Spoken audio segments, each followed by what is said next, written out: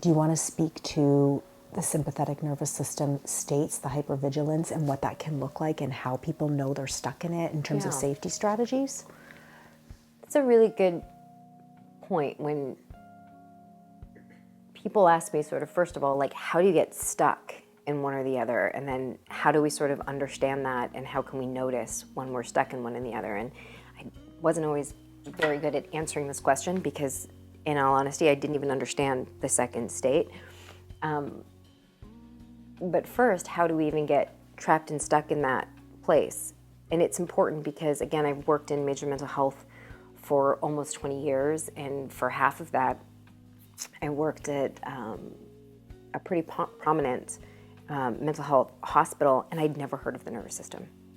I didn't understand what any of this was, and oftentimes when it would come to me and I'd hear it from sort of other people, or there'd be a medical journal that I was reading, I really just ignored a lot of it because it didn't line up with my understanding of depression, anxiety, bipolar disorder, schizophrenia, personality disorders. It just was not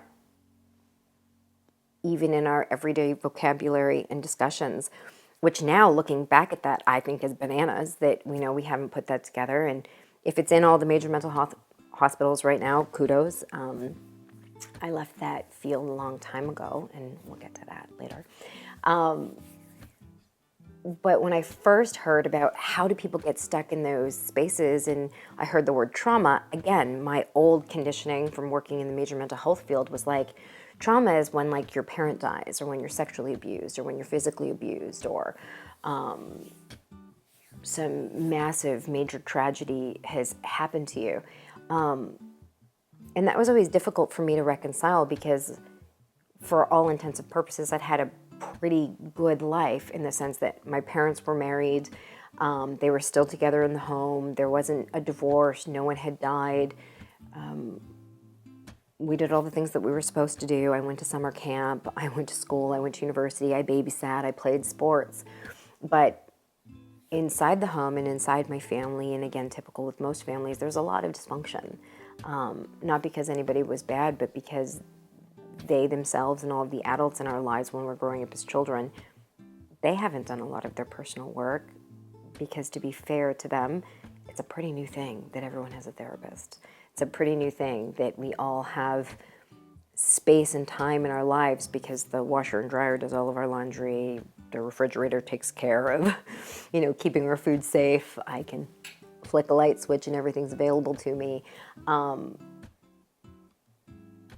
My family coming up from, a different country and me being the first generation of Canadians, they had other things that they were doing than looking at how their attachment wounds had really affected them.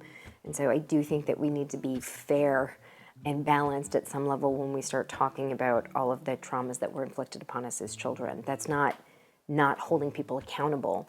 That's having a realistic understanding of what was actually happening. So that's the first piece I'll say.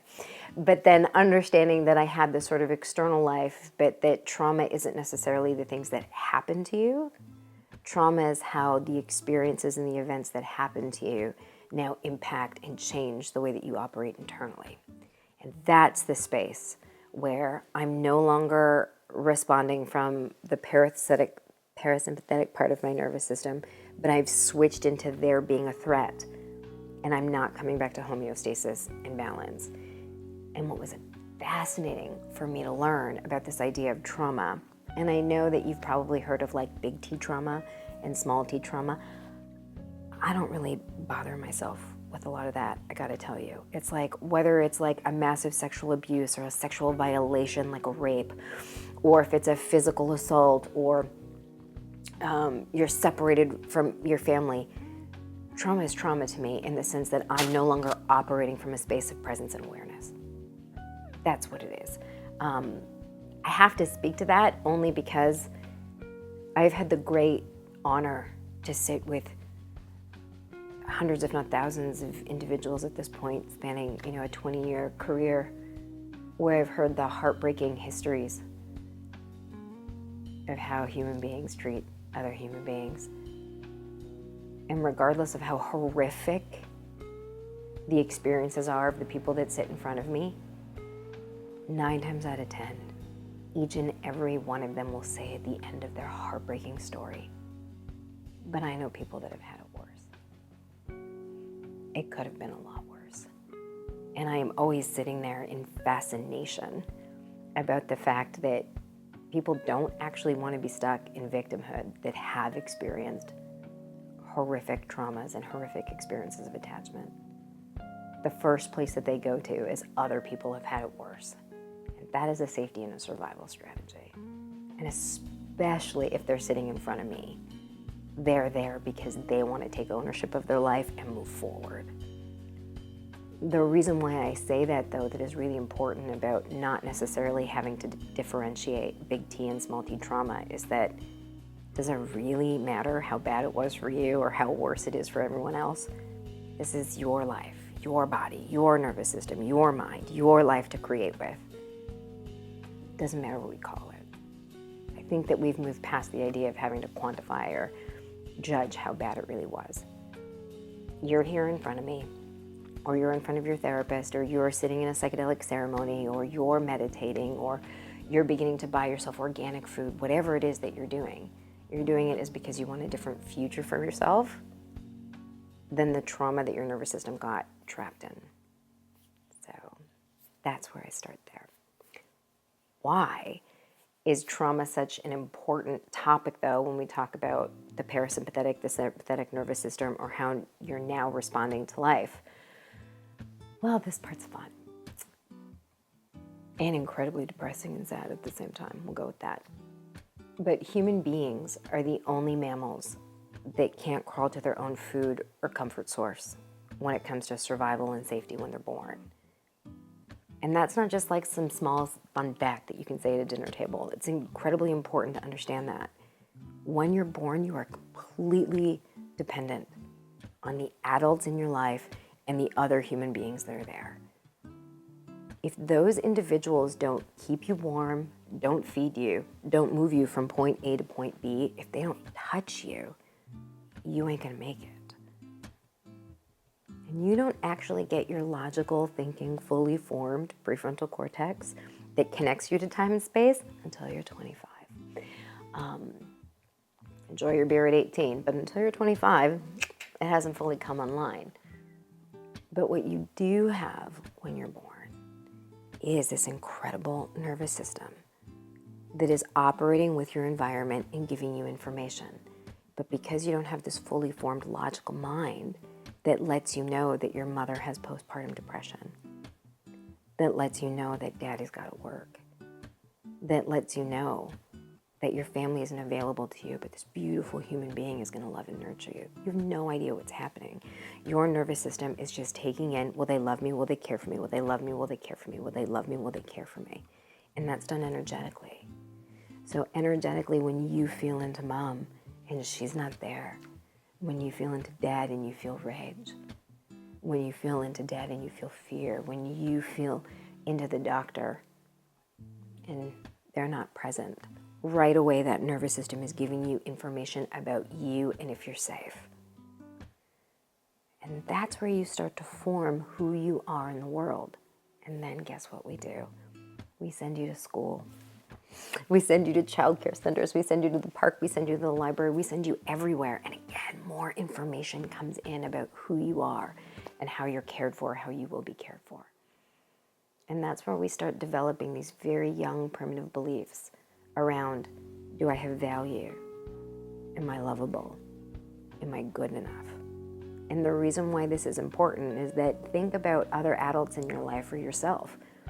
When you're actually at a place where you're communicating how you feel, and it's like, I don't feel good enough, I don't feel lovable, I don't feel worthy. None of that has anything to do with your 40-year-old self. All of those beliefs you took in really young, not understanding what was happening for the other person in your life because you didn't have the capacity to do that. And that's the stuff that's stuck. Those are the beliefs that are now running along your neural pathways. And that's the information you're picking up on when the bus driver's an asshole to you, or when you don't get your way, or when you're in an argument with your significant other or with your partner, or when your children are behaving the way that you need them to. You make it about you, and it's not. But the you making it about you is trying to show you and wake you up to these beliefs you took in when you were really young. And that's the stuff we're looking to get to when it comes to therapy, when it comes to healing, when it comes to moving forward. So this trauma piece, this nervous system piece, this how do you experience yourself in the world piece, they all go together to form you. Mental mind, emotional body, physical body, spiritual self. And those elements collectively are now what you're tasked with navigating the world with. So it's to your benefit to understand if they're all aligned, if they're in alignment to your current day, to the presence of who other people are and who you are, and what that relationship and interaction is about. And so again, to your benefit to zoom out and see if you're responding to the people, places, and things in your life in a way that is loving to you and loving to them. And because you're still on this planet, I'm imagining you haven't mastered it yet, or else you'd be done and you'd be, taking it somewhere else in heaven, pick a planet. If you're here, you're still working on that. And in that sense, everyone that you meet, including the bus driver who might be an ass, everyone that you meet is in service of your soul in helping you see what beliefs you continue to hold about you. They probably don't serve you anymore.